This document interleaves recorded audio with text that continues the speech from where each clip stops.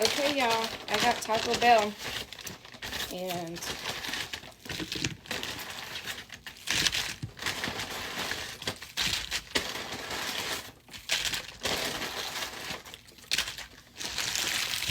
so I get that many sauces because I use a lot, number one, but number two, I like to have emergency sauces. So if I'm like in a rush one day and I go through the drive-thru really quick and they forget, it's no problem. So today I wanted to try that. I never try anything new, but that little Crispanada everybody's been getting. It looks so good. So I got that, and I got my regular. I always get chips and cheese. The chips and cheese used to be $1. The chips and cheese was like $2.60 or something.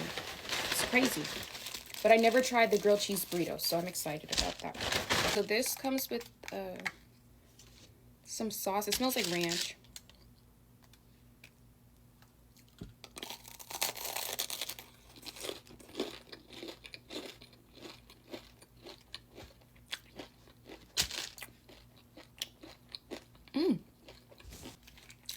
That's actually really good. Try a hot sauce.